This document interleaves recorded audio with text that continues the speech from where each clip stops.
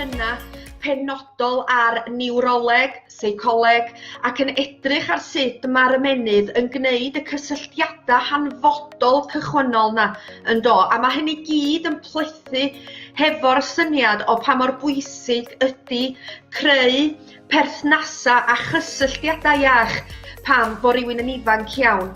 Felly mae dechrau'r ysgol neu cychwyn cylch meithrin y math yna o beth yn bethau mae rhaid i ni gynllunio ar eu cyfar nhw. Tydyn nhw ddim just yn digwydd a tydyn nhw ddim yn rhywbeth sydd fod yn sgwrs rhwng dau oedolyn chwaith. Mae eisiau trio ymrwymo'r plentyn i mewn yn y darpariaethau da ni'n mynd i fod yn neud ar eu cyfar nhw mewn ffordd. Mae yna gysylltiadau wrth gwrs. Os ydy trosglwyddo'n cael ei wneud yn dda, mae'n cael adwaith positif. Os ydy'n cael ei wneud yn wael, mae'n medru cael adwaith negyddol ac yn medru bwydo i mewn i'r ACEs na oedden ni yn sôn amdano fo, a dwi'n siŵr bod chi'n cofio na adverse childhood effects neu adverse childhood experiences ydy ACE.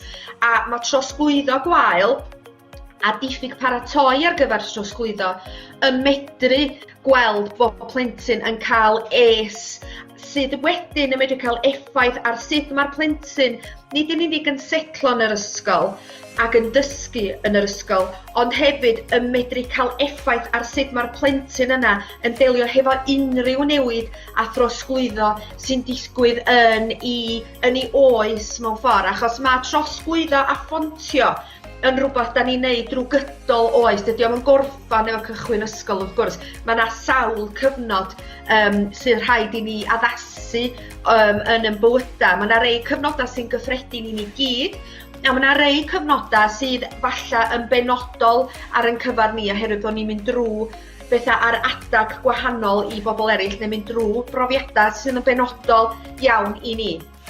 Felly, o ran pontio gydol oes, mae dod yn riant, mynd yn ôl i'r coleg neu cychwyn cwrs newydd. Dach chi'n bod, pan da ni'n ystyried chi yn cychwyn y mlwyddyn 1 yn y coleg, da chi wedi gwneud sawl peth sydd wedi bod yn broses o drosglwyddo neu proses o bontio.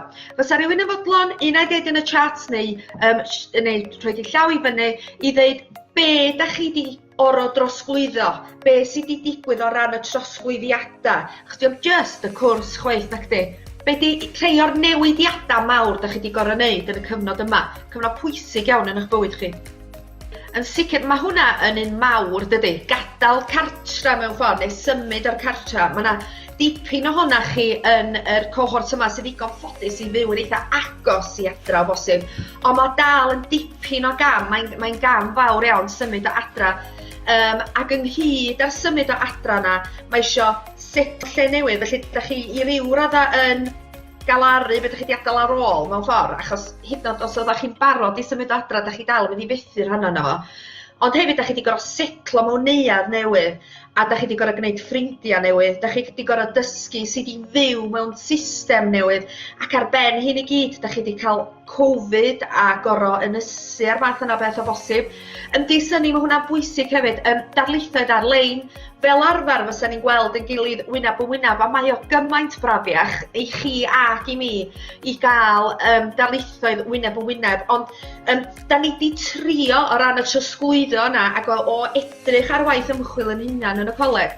Be da ni wedi trio wneud ydy wneud siŵr bod ni'n fyw efo chi, so diom union fel cael wyneb yn wyneb, ond mae yna ddarlithoedd ar-lein yn does, sef darlithoedd lle mae rhywun yn i'w chwytho nhw cynt, a falle bod y PowerPoint yna, neu falle bod yna lais yna hefyd. Ond be da ni wedi drio wneud fi ydy darlithoedd byw ar-lein, fel bod chi'n cael y profiad o'r weithio.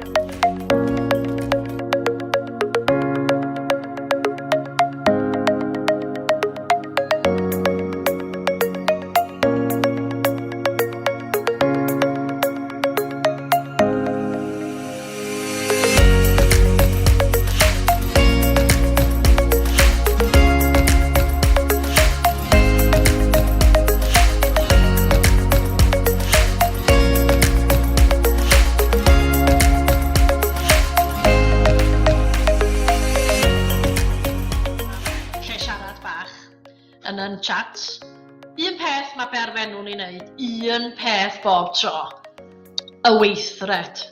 A ffordd o gofio fo arall, dwi heb i ddeud yn glir, nes i ryw gyfeirio eto fo chydig yn ôl efo'r terma. Yn Saesneg mae berfenw'n ddau air os ydy'n helpu chi gofio. Right? Canu, ond to sing ydi o yn Saesneg. Gweld, to see. Felly mae to yn neud y gwahaniaeth o flaen mwyn i chi wybod na berfenw ydi o. Mae hwnna'n ffordd o adnabod berfenw ar eich lefel chi, wrth gwrs. Ond pan da ni'n dod i blant, i ddisgyblion, da chi eisiau trio roed y diffiniad yn wahanol i beth da ni wedi roed fel hyn yn does. Da chi eisiau gwneud o'n symlach. Gair am wbeth sy'n cael ei wneud ydy, neu sy'n digwydd ydy berfenw. Mae berfenw yn gwneud pethau i chi. Dydy berfenw ddim yn deitha ni pw sy'n gwneud y peth, na pryd mae o'n digwydd. Felly, mae rhaid i chi wneud iaith gyfeillgar pan ydych chi'n trio esbonio wrth bant, wrth gwrs. Ond tra da ni yn dod i'r ferf, a pan da ni'n meddwl am y diffiniad yna, cofiwch am y 3 bits ynde, y weithred, y pryd, a pwy sy'n neud o. Bob tro, 3 in 1. Reit, mae yna fargian i gael efo berf, da chi'n cael 3 pheth. Felly, efo plant, da ni eisiau gael o mor syml a fedra ni. Beth ydy'r weithred? Swn i'n hyd yn oed yn newid hwnna. Beth ydy'r digwydd? Rhedeg. Efo berf, beth sy'n digwydd? Rhedeg. A gai ddeud mae hwnna'n andros anodd i blentyn weld hwnnw, oherwydd ydy'r gair rhedeg ddim yna. Fel duty bin a te... Ie, sori, fi sy'n sbio'r chat ar un pryd. Reit, beth? Rhedeg, pryd, gorffennol, pwy, ti. Mae'n anodd i blentyn weld y gair rhedeg yn rhedais, dydy. Felly, mae gwybod beth, diolch mor hawdd, oherwydd diolch yn llythrenol o'i blaenau nhw. Felly, be dwi'n trio dangos y fanna ydy pwysigrwydd diffinio termau mor syml a fedrwch chi, a fo cynlleiad o eiriau a fedrwch chi hefyd ar unrhyw sleid neu sgrin. Mae rhywbeth bach fel hyn yn help hefyd, wrth gwrs, a medra i'n dangos o'n fyw heb os ni'n rhoi sloesiadau ymlaen. Pan mae'r sioe sleidiau yma ymlaen, tydi'r geiriau ysgrifennu, ffonio, rhedeg, cysgu, mae'n dod i fyny. Felly, beth sy'n digwydd, ddim yn dod, sy'n eisiau'r gair i fyny fan nag oes ar ôl beth ddys i wrthos dwytha am ratiaeth a dylanwad y Saesneg ar coming up. Mae'n ddrwg i'n am hynna. Felly, tydi'r geiriau ysgrifennu, ffonio neu'r berfenwau yna ddim ar y sleid pan ydych chi'n clicio rannu meiddiad. Felly maen nhw'n dyfalu beth i'r berfenw o'r weithred bach. Ac am bod nhw'n rannu meiddio, maen nhw'n gweld na gweithred ydi o. Reit ta, da ni dod at y cwricwlwm newydd ac wrth gwrs at y fframwaith llythrennedd.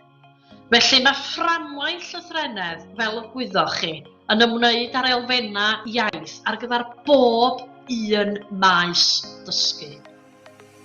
Tra bod yr maes ieithoedd llythrennedd a chyfathrebu yn ymwneud â'r agweddau pwnc da chi yn mynd i ymwneud ag o pan da chi'n wneud am Gymraeg neu Saesneg. Dwi eisiau chi roed yn y lle blwch sgwrsio neu yn y chat os gwelwch yn dda be ydych chi'n disgwyl i weld yng ngham cynnydd 2 a 3 sef diwedd blwyddyn 6, right? Diwedd a dechrau blwyddyn 3 ddydyn ni. Be ydych chi'n disgwyl i weld? Be mae'r fframwaith llythrennedd ma'n dweud am ferfau? Be ydych chi'n disgwyl fel athrawon fysa chi'n gorfod i addysgu o safbwynt berfau? Reit, rhowch eich syniadau yn chat os gwelwch yn dda.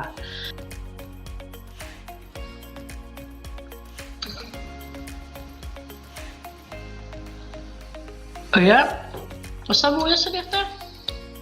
Ie, cofiwch bod fi'n sôn rwan am ferfau yn unig, nid y termau i gyd, dim ond roed o'n y twmffat, mond berfau. Fysa chi'n feddwl fysa plant yn ei orfod wneud. Lle dwi'n cael, ie, mae pobl gorffennol, presennol, ffurfiau'r ferf, sef gorffennol, presennol, swn i ddweud, person cyntaf. Defnyddio nhw mewn brawddegau, meddwl megan, defnyddio nhw'n gywir, sicr. Adnabod berf mewn brawddeg, yndi o bosib, yndi. Gwahaniaeth rhwng berf a berfenw yn y bon, yndi. Defnyddio berfau yn ytrach na rydw i yn. Ia, defnyddio berfau cryno, ond mae'n hollol saff a priodol iddyn nhw ddefnyddio'r ffordd hir hefyd. Gwybod am ffurfiau arfer, cerdded nhw, cerddais. Dyna ni, dyn ni wedi cael dipyn o syniadau gen ystod o wahanol bobl. Allu dwi ddiolchgar am eich cyfraniadau chi. Dwch i ni bipio nhw'n i'r fframwaith a gweld beth yn union sydd yna o safbwynt y berfau. Reit. Dyma chi'r enghraifft gyntaf. Da ni'n mynd am wrando. Sa chi byth yn meddwl nesach. Sa chi'n meddwl am ysgrifennu fysa fo. Reit? Ond mi welwch chi yn cam cynnydd 2 bod nhw'n clywed y newid yn y glust sy'n profi yn cam cynnydd 1 yn y cyfnod sylfaen.